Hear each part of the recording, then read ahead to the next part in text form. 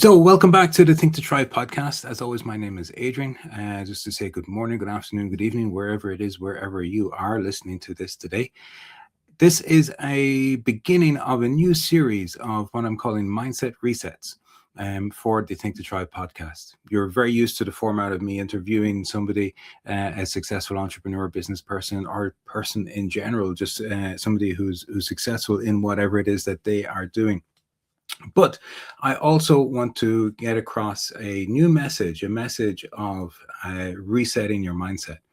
And I suppose this is the whole concept behind the Think to Try podcast in the first place, is trying to inspire people through stories to understand that what they are doing or what they have achieved can be changed and can be improved if they want to improve it. If you're happy with the results that you have, happy days, you are doing all right. But for today's first episode, I just want to answer a few questions that have come my way as to why your results are not random. Sometimes I hear from people things like, oh, this has happened to me, or, I always get these results and things and never go my way, etc. And they have the feeling that this is something that is happening to them, that their life is happening to them. And I just want to try and clear that up a little bit today on this very short, it's only going to be about 10 minutes in length, and talk about why your results are not random. So, as I said, most people think their results are random, but they're not. They're usually the evidence of repeated thinking, repeated choices, and repeated behavior. You would have heard me before talk about what we call paradigms.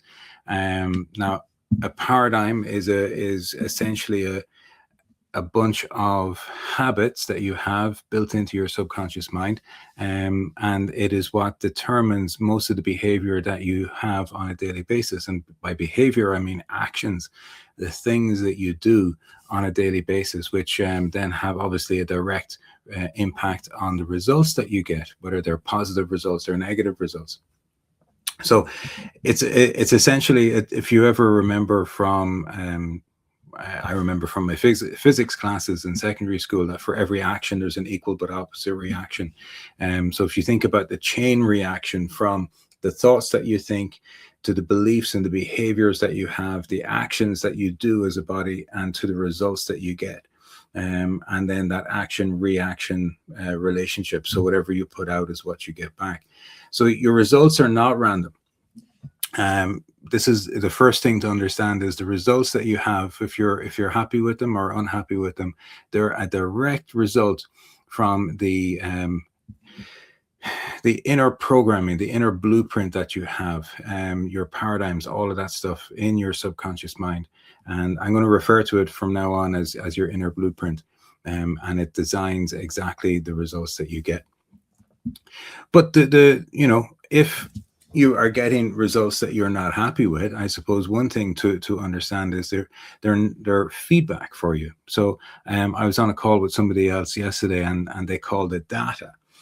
So whatever it is that happens from the actions that you take, so the results that you're getting, whether you see them as a failure or not, or it's not exactly what it is that you wanted to achieve, it's not a failure, it's a learning, it's data. It's stuff that you can then take into your conscious mind and understand, and then try and change so that you don't have the same results a second time or a third time or a fourth time. Now, conscious awareness of that data is the first thing, because many people get stuck in this loop of repeating the same thing over and over and over again and expecting to get a different result, which, as Albert Einstein said, is a definition of insanity. So you must have a look. Your results are not there to shame you. They're there to show you the way. That's the data that's there to help you improve what it is that you're doing in the future. Okay. Now, when it comes to changing, and when it comes to changing a result, I'm going to assume for the sake of easiness that most people have some results that they're not happy with within their life, and that you've tried to change it before in the past. For example, weight can be an issue for an awful lot of people. Work relationships, work results, promotions, positions, etc., can all be of a great importance for people. And you may have tried to change some of these things before in the past by changing the actions that your body is taking, by changing what it is that you're doing. And I suppose when I think about most coaches and consultants, when they begin to engage with somebody about trying to change results, they look at that action reaction part of the equation. And that's only sort of scratching the surface on changing. Yes, you need to change the things that the body are doing, but you also then need to go back a little bit further and change the reason why the body is doing what it is that it's doing. And by that, I mean by changing that inner blueprint that you have. So some of the things that you may be used to seeing or may have had happen before in the past, and when you're trying to change something, you download a new app on your phone that's going to track your time and tell you and warn you about different things that you need to do. Maybe you have a new planner. Maybe you design a new strategy. Maybe you've gone on a new course or tried to build a new routine. If you're not happy where you are in your position in the business where you are, maybe you've tried a new business idea, something different. I call that one quite often the shiny object syndrome, or the SOS, because it's really a cry for help. When you keep jumping from one shiny object to another, it's because you haven't fully decided what it is that you want, and to be able to concentrate and focus on that one particular thing. So I suppose the key takeaway from that is you can change the tool, but if you don't change the thinking behind the tool, the same person keeps using it in the same way. So unless you change the thinking, which is the core, which is the root of the belief, the blueprint, the action, and the reaction, unless you change that, then you are going to get the same results over and over and over again. So the invisible creates the visible. So visible results are usually born from invisible causes. And what do I mean by that? There is, as I said, there's a very simple equation. Your thoughts become feelings. So the thoughts that you think in your conscious mind get passed over to your subconscious mind, where they get infused with belief and emotion, and those then influence the actions. Those actions then create the results, the reaction, action, reaction, simple. And then the results then reinforce back up to the conscious mind again. So where your thinking mind is, that this is what I have done. This is what I have believed. This is what my blueprint is. This is what the actions that my body has taken. And this is the results that I've gotten from that, from those actions. And that goes back in that feedback loop, back up to the conscious mind again, and goes, well, if I do that same thing again, that's the same result that I'm going to get. So that's all that I'm capable of doing. But it's not. It's just a loop. And the good thing about a feedback loop like that, it can be changed, it can be amended, and can be changed slightly over time. So the result is the fruit. Yeah, think about it like that. And the thinking is the root. So the root of changing anything is understanding the thinking. The pattern is stronger than the intention. This is the one thing about that inner blueprint that you have, because these inner blueprints have been formed over the course of your life and been influenced by the people that you've been surrounded with for most of your life. For all the way from childhood up to now, basically, the people who influence you are all the people in your circle. It could have been your parents, could have been your siblings, could have been your co-workers, could have been a mentor, somebody that you've had telling you about how to do things. And all of these things form part of that inner blueprint. So it can be quite difficult in order to change that inner blueprint. But the good news is that it can be done. And I'll touch on it really briefly a little bit later as to how that can be done. So those inner beliefs are super strong because they're formed with emotion and they're in that subconscious mind. So you become really to believe in them, and you become attached to them, and they're yours. So it's very difficult to change that. But the route, the way to go about changing that to start off with is your conscious mind and changing your thinking. So changing your thinking, and then you change that whole chain reaction. So a good intention without a change pattern is like putting a new destination into a car without any fuel. So there's no point trying to get to somewhere new if you don't have the fuel in the tank in order to do it. So these repeated thoughts that we have over and over again form that inner blueprint that we have. Um, an example of which, I mean, I talk to people all over the world, and some of the things that they always say is, I'm not confident. I don't have confidence. People like me don't succeed, or I'm not good with money, things like that. And that's placing a label on yourself, and that label then forms a part of that inner blueprint.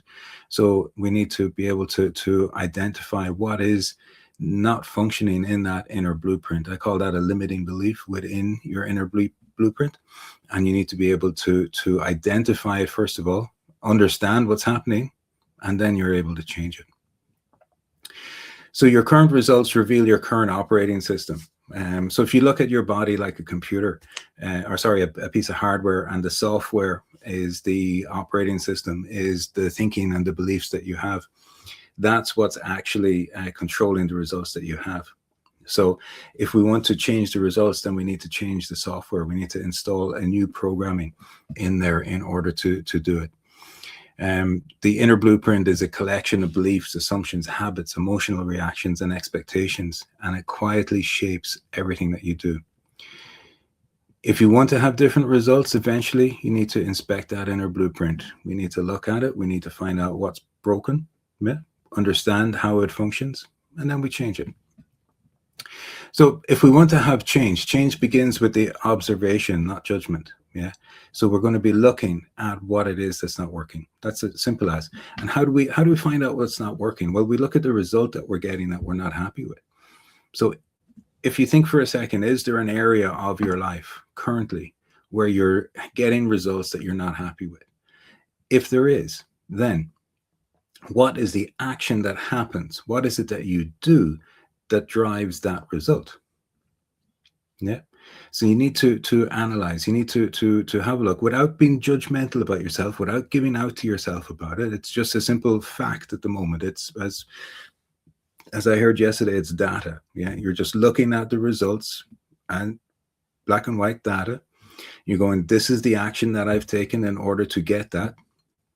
And now I need to identify that's the behavior that is not serving me. And then I need to figure out how am I going to change that behavior. So I suppose really that's the end of talking about the this week's or this month's mindset reset. If I just go really, really briefly through it again, what we're going to talk about, or what we have talked about, is that the thoughts that you think influence the behaviors that you have, the beliefs that you have, that influence the behaviors that you do, which then influences the results that you get. So it's a very straightforward formula. Thoughts that you think, beliefs that you have, behaviors that you do, and the results that you get. If you want to see a permanent change in those results that you get, you go back to the root, which you go back to the thinking. But by analyzing the steps back, so what is the result that I'm not happy with? It might be I'm not happy with the fact that I'm overweight. Okay, well, what do I do if I'm overweight? What's causing me to be overweight? You look at the actions that you take. Well, in my case, I ate too many chocolates. Yeah, so I have a very sweet tooth, and I enjoy a bit of chocolate. So I look at, well, how much is it that I'm eating? And then I go, okay, well, I'm going to have to change something about that. Well, how do I change that? Well, I go back to the root cause, to the thoughts and the thinking. So every time that I think about having that extra bit of chocolate, I go back and I look at the result that I'm getting, and then that forces me to think differently, which will create a new inner blueprint and a new behavior that I have that's going to mean that I don't automatically eat the piece of chocolate every time I want to. So it's not rocket science. It's quite simple, but it's also not easy to do. But I mean, on the plus side, the moment that you realize that the results that you have are not random, you get the power back. Yeah, you get your power back. And because if a pattern helped to create the result, then a new pattern, a new program, a new inner blueprint can help create something different. And that's why understanding how the relationship between the thoughts, beliefs, behaviors, and results, how that all works, helps you take that power back and change. I hope that that has been useful for you all today. Stay tuned because we're going to do a whole series of these. We have obviously the monthly interviews with people and to help inspire true stories. But then we're going to have a second episode each month, which is one of the mindset resets, and we're going to help you to change your behaviors, change your thinking, and change your results. Thank you very much for being here. Have a fantastic and an awesome day. Take care of yourselves. Be good.